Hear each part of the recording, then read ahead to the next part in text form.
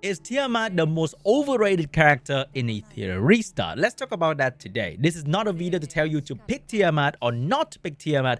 I just want to give you all the information that I know, I've experienced with, and you can decide whether you want to pick Tiamat or invest in Tiamat or you happen to pull her in the global launch yourself. I've been watching a lot of Etheria content stream recently, and the one thing that I kept hearing over and over and over again is that there's so many good character, but all the stupid YouTuber that keep recommending this character Tiamat are all very dumb. I am one of those stupid YouTuber that recommended Tiamat, and I picked her for the final test. I almost fully invested into her entire progress with all the lattes, and I built her properly with decent module.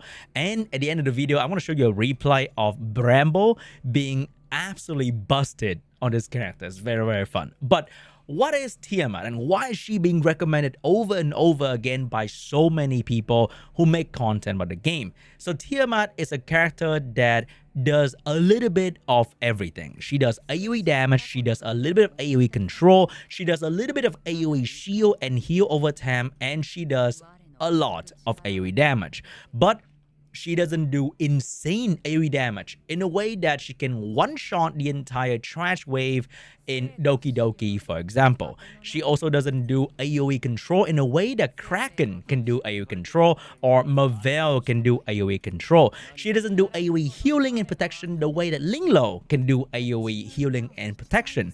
So she does a little bit of everything.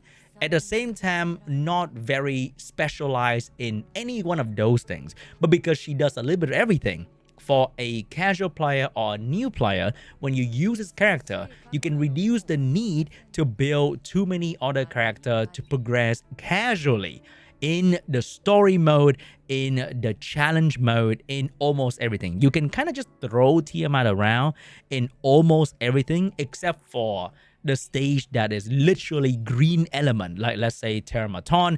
If you throw Tiamat in here, she's not gonna do really well. But anything that is not green dedicated element, you can throw Tiamat in. She's gonna do a decent job at almost all the content you want to use her in.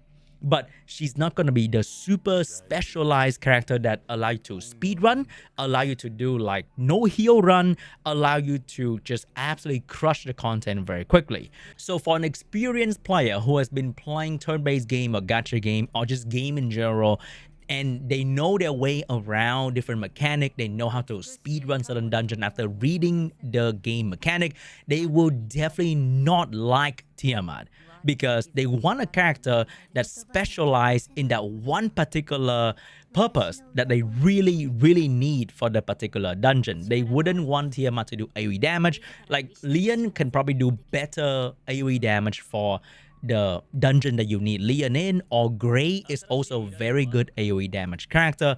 But if you build Tiamat, you will not need to maybe have a healer on your team. She also tank decently well, and she does decent amount of damage. So when you go into content like Ember Trek, or you go into content like the Ethernet Rally, or the event content like the Cyber Shadow, or in the future you also have the Union Battle, and in the arena you can also use Tiamat in. So because you can use Tiamat in so many different content, that is why she's being recommended to the majority of player base who might not be the most try-hard player.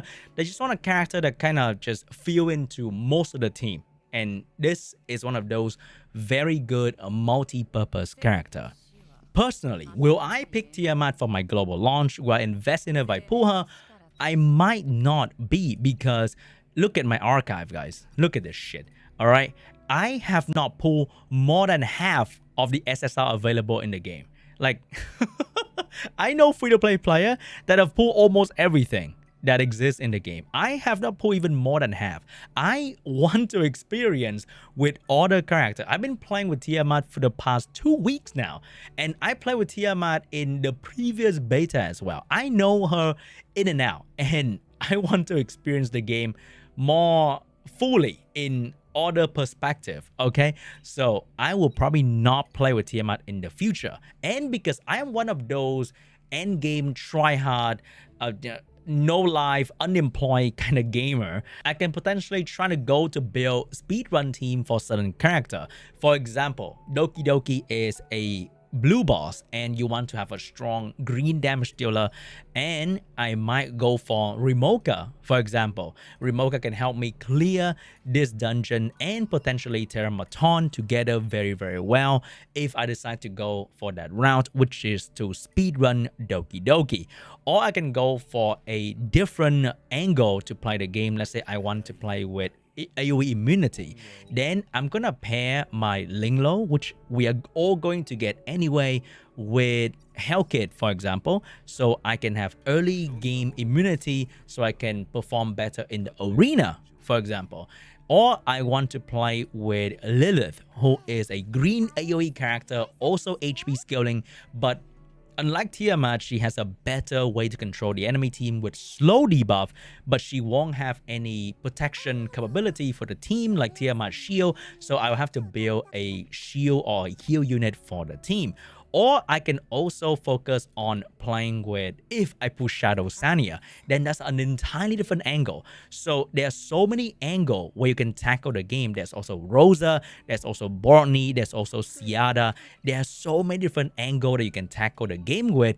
And not to mention all the SR that I haven't built in this beta that can also perform different purposes in the game. So because I want to play the game in another way and not the same way I play in the final test, I will not build Tiamat if I summon her, and I will definitely not choose Tiamat in the targeted banner. But it is not a wrong thing to pick Tiamat because you like her design, you like her kit, you don't want to build too many characters in the early game, you want something that fulfill many roles in your team, then you can definitely go with Tiamat, and there's absolutely nothing wrong with doing so. Tiamat is also incredibly easy to build because you only need HP and a bit of speed, and she works amazingly well with any healer that the game throw at you. Any healing she receives, she can turn into the dragon form, the ultimate form, so much faster.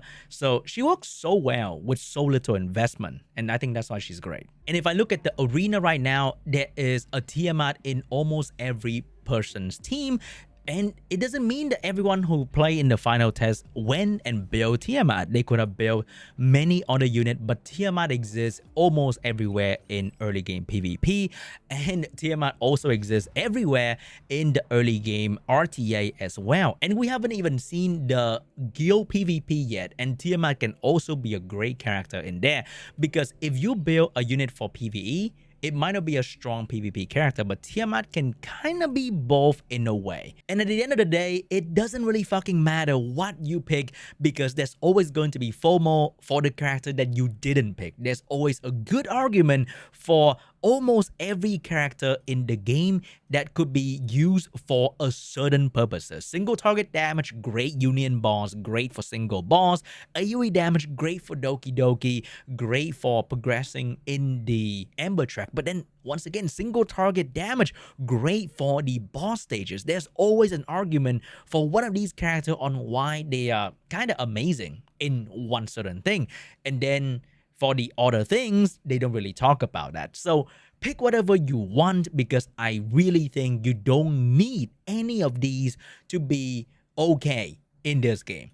Of course, you definitely gonna use an Apex Animus and dominate in PvP, but this is a PvP gacha game. Do you really want to be setting goal like rank 1 PvP and then chase the never-enders meta with your wallet? Do you think you can really do that?